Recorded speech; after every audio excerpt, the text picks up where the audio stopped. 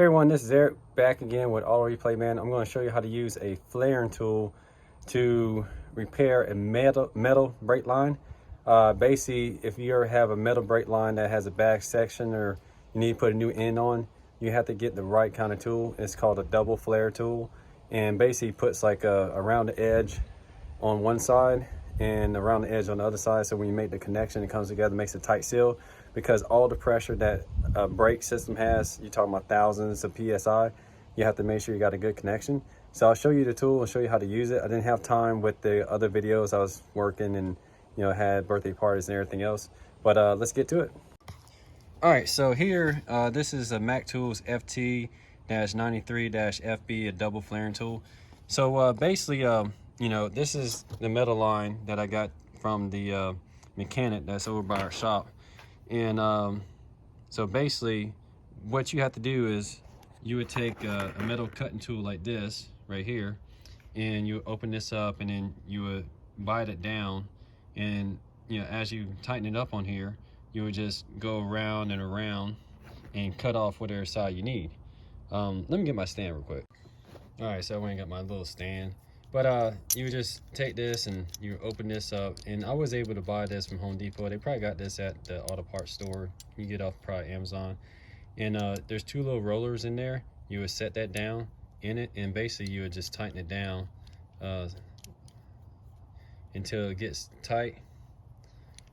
And then basically you tighten it down, and then you would rotate it like this, and then go again, and you tighten it down some more until it cuts all the way through. So you just keep tightening and then you keep turning it, basically. So I'm not going to do it because I've already cut this part off. So that's what you do it, and eventually you get it tight so much that it'll have a clean cut like this, in a sense. So what you have to do is find out of this tool the correct insert for this. Obviously that's not the right insert there. So there's only one that kind of fits just snug, you see what I'm saying? So you find that, and what you do, you take this thing here, and you would put, this is like your clamp, okay? So this is what's going to hold the metal line. And what you do is, y'all can see this like that, you match this ridge up right here with the length of the pipe coming out.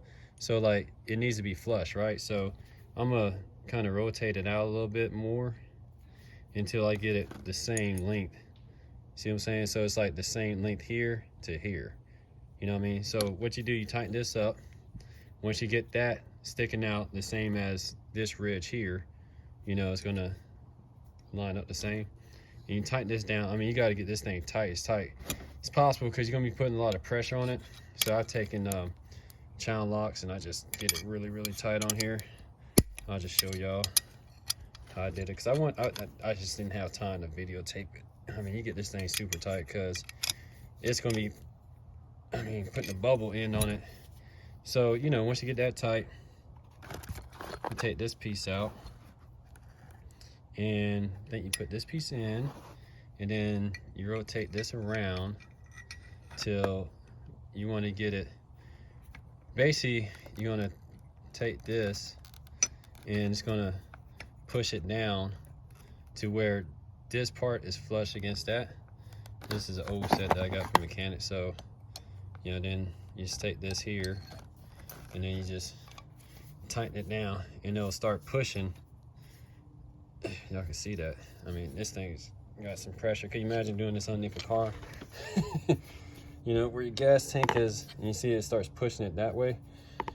And then you try not to bend this line too at the same time. So basically it pushes it to its flush. That's why you got to make sure this thing's tight. Hopefully I got it tight enough. And then, you see there's no gap right there. So once you get that all the way, it's nice and tight, right? And you back this up. And then what you're gonna do is take this piece out. So basically, oh, and I forgot, man, I do this backwards all the dang time. There's I messed up. This piece here, it goes in one way. This has like a beveled edge, and this one has like a flat edge. I just messed it up. So you got to make sure you have it on the beveled edge. So let me loosen this now. Let me back this up real quick, and I'll just rotate it. So I should have had it more or less on this other side here, because what it does, it puts a roll on that, and it's not really putting a roll on it. So it should have been on this side where it's got that little, you know, indentation on it. So long story short, I'm gonna flip it around. We'll put it down in here and we'll just tighten it up, and you know, let's just pretend it was on that side. I mean, because I'm not gonna cut this and redo it and all this and that. So, you know, make sure this is nice and tight. So that's the first thing. Make sure you're on the right side. There's only one right side for this. It tells you how often I've ever done this. And then, yeah, this thing will bend, man. So you gotta be careful when you're doing this not to bend your line all out of whack. So you would tighten that down in a sense, you know, where to this is flush, and that's probably why it wasn't going all the way flush. So we'll go ahead and tighten this all the way up. And now put a roll on the inside of it. So you tighten that up there. You see what I'm saying? And then basically take this out, and that puts a roll on the inside, and then you hit this again without this part here. You go and put this back in the box. I gotta take this back to the mechanic tomorrow. I told him I was gonna take it back Friday. Sorry, Sunday, and just that I was so busy Friday, Saturday, Sunday. Basically you want to take this, and you know, you're gonna flatten this out here. So put it like that, and then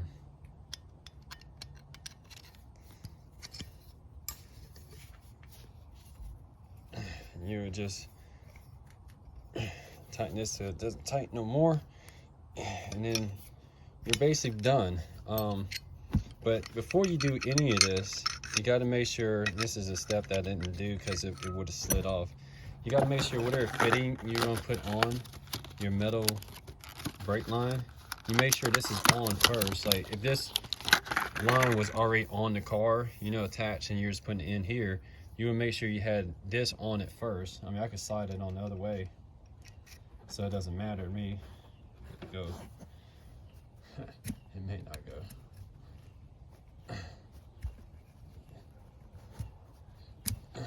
Hold on. Yeah.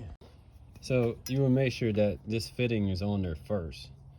You know what I mean? So whatever line you have, if there's bends, you got to make sure you got enough of a straight shot to move this back, to put this tool on it, to put this double flare end on it, you know? So once you're done with that, you just loosen the tool.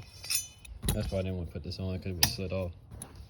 You loosen this tool, you know, it's on the car, off the car, whatever, and then you take your line out, and then you should have a roll on this side and a roll on this side. It should be like 2 rolls, and then you would tighten it up to your brake line in a sense.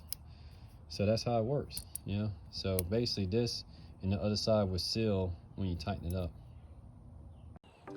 So I appreciate y'all checking out the quick little video on how to use a double flare tool if you're making, putting the actual fitting on a metal brake line, because I have my connection, which I'm assuming this factory was leaking, and there was no way of tightening it up or anything like that. The line was actually weak, so I had to cut the bad section out, and I had to get enough of a straight section so I could slide that fitting on to put my flare on, so I could make a connection. And basically I just got like a little 5-inch piece of metal brake line from here, and I put 2 flares on, and I put 2 sections together like 2 couplers. So that's how I made it work. So I hope that helps out somebody. You cannot use the flare tool from Home Depot. That's not the right one. You have to get a mechanic auto parts double flare tool. You must, it's required, or your brake line will not work. It'll start leaking. All right, catch you in the next one.